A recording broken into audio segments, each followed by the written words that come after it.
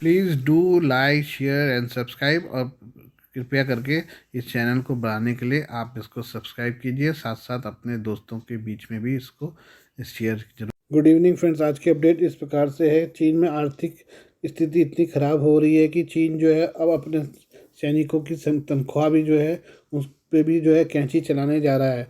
अधिकारियों द्वारा महामारी संबंधी उपाय हटाने के बावजूद चीन की अर्थव्यवस्था सुस्त बनी हुई है, जिससे सिविल सेवकों के वेतन में व्यापक कटौती हो रही है।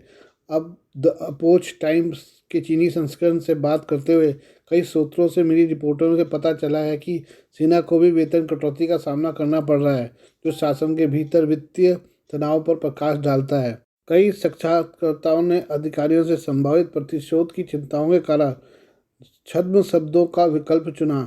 चीनी सेना से सेवानिवृत्त व्यवसायी श्री हुआ ने वित्तीय तनाव पर प्रकाश डालते हुए कहा, सिविल सेवकों के वेतन और सेवानिवृत्त पेंशन के लिए कोई धनराशि नहीं जारी है।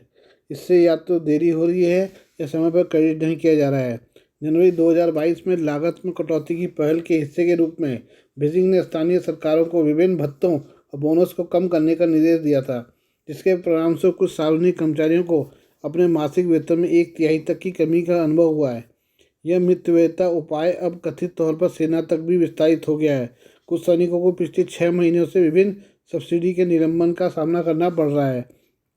सेना में भ्रष्टाचार पर अंकुश लगाने के लिए चीनी नेता शी जिनपिंग ने 2015 में निर्देश दिया था कि अधिकारियों की आय में केवल वेतन शामिल होना चाहिए और आय का कोई अन्य संदिग्ध स्रोत नहीं होना चाहिए।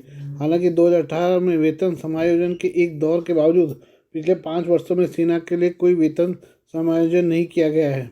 श्री हुआ ने स्पष्ट कहा कि सैन्य वेतन सीधे राष्ट्रीय बजट से आता है, जबकि सब्सिडी जो बंद कर दी गई है वित्तीय बाधाओं का सामना करने वाली स्थानीय सरकारों से आती है। भुगतान में इस देरी ने शिक्षकों सहित विभिन्न लोक सेवकों को भी प्रभावित किया है।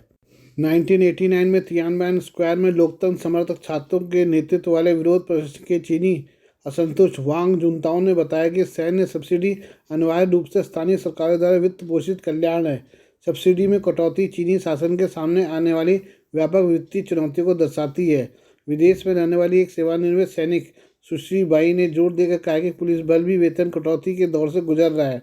उन्होंने इस बात पर जोर दिया कि चीन में सभी उद्योगों में वेतन कटौती व्यापक हो रही है। पुलिस बल चीनी कम्युनिस्ट पार्टी के स्थिरता रखरखाव प्रयासों का अभिन्न अंग है।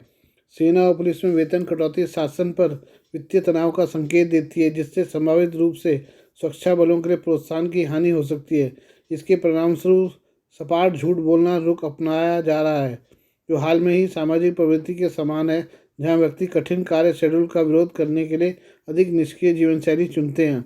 जर्नल ऑफ पॉलिटिकल रिसर्च के प्रकाशक एंड्रस कोर ने कहा कि सपाट झूठ बोलना सीसीबी के लिए एक महत्वपूर्ण आंतरिक खतरा प्रतीत होता है। मुख्य रूप से युवाओं में देखे जाने वाली इस प्रवृत्ति में मांग वाली कार्य संस्कृति का विरोध करना शामिल है और कम कर एकत्र होने के कारण शासन के राजस्व पर असर पड़ सकता है। शी जिनपिंग की मजबूत शक्ति की धारणाओं के बावजूद कुछ विशेषज्ञों का सुझाव है कि सेना सहित संपूर्ण अधिकारी तंत्र झूठ बोलने वाला रुख अपना रहा है, जो संभावित चुनौतियों और शासन के भीतर कमजोर होने का संकेत देता है। ये हम मालदीव के बारे में बात कर लें। मालदीव सरकार में युवा सशक्तिकरण, सूचना और कला उप मंत्री मरियम सियोना के पीएम मोदी के खिलाफ अपमानजनक टिप्पणी करने पर अब इजरायल भी भड़क गया है। मरियम ने पीएम मोदी के लक्षद्वीप जाने पर उन्हें जोकर और इजरायल की कठपुतली कह दिया था। जब इस अभद्र टिप्पणी का भारतीयों की ओर से जोरदार विरोध किया गया तो उन्होंने अपने ट्वीट को डिलीट कर दिया। भारत के कड़े विरोध के बाद मालदीव की सरकार ने मरियम को निलंबित कर दिया है। अब इस पूरे विवाद में इजरायल भी खुलकर आ गया है। इजरायल ने ऐलान किया कि वो लक्षद्वीप में कल से समुद्री पानी को साफ करने के प्रोजेक्ट पर काम करने को तैयार है। इजरायल से जोड़कर पीएम मोदी के खिलाफ टिप्पणी के बाद भारत में इजरायल के दूतावास ने ट्वीट करके कहा, हम केंद्र की मोदी सरकार के अनुरोध पर पिछले साल लक्षद्वीप की यात्रा पर गए थे ताकि वहां पर समुद्र के खारे पानी को साफ करके उसे पीने लायक बनाया जा सके। इजरायल इस प्रोजेक्ट को कल से ही शुरू करने को लेकर पूरी तरह से तैयार है। जो लोग लक्षद्वीप के समुद्र के अंदर की सुंदरता से वाकिफ नहीं हैं, उनके लिए कुछ शानदार तस्वीरें पेश कर रहे हैं। वहीं इजरायली दूतावास के प्रवक्ता गाय नीर ने ट्वीट करके कहा कि मेरी इच्छा है कि मैं लक्षद्वीप में छुट्टियां बिता सकूं। बता दें कि लक्षद्वीप चारों ओर से समुद्र से घिरा है और वहां पर मीठे पानी की बड़ी समस्या है।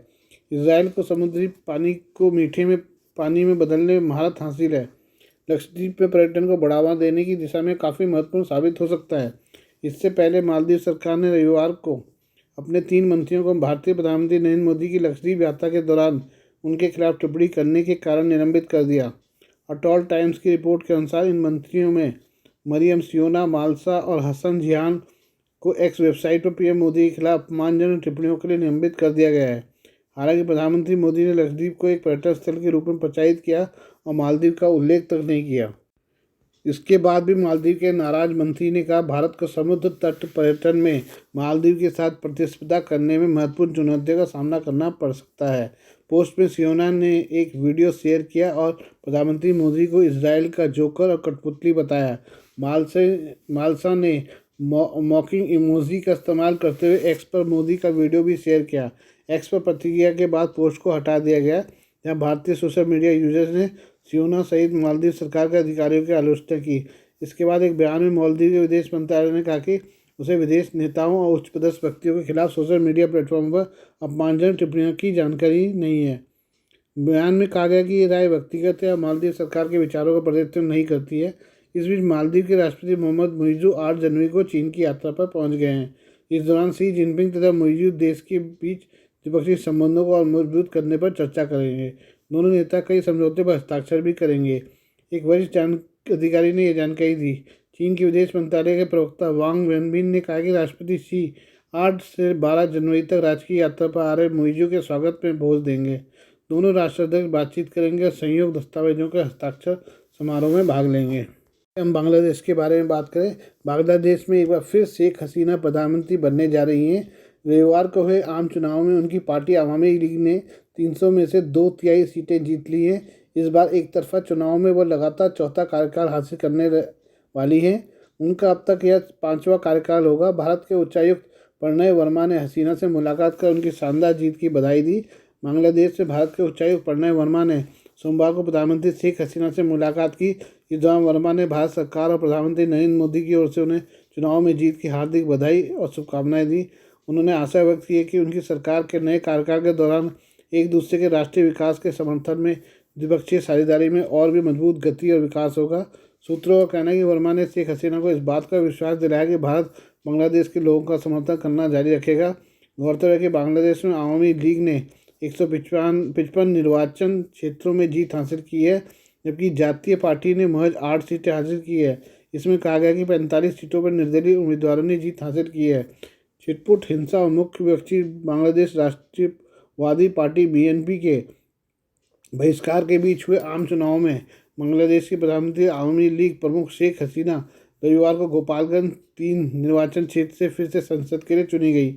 76 वर्षीय हसीना को 2,49,965 वोट मिले, जबकि उनके निकटतम प्रतिद्वंदी बांग्लादेश सुप्रीम पार्टी के एम निज़ाम उद्दीन लश्कर को सिर्फ 459 वोट मिले।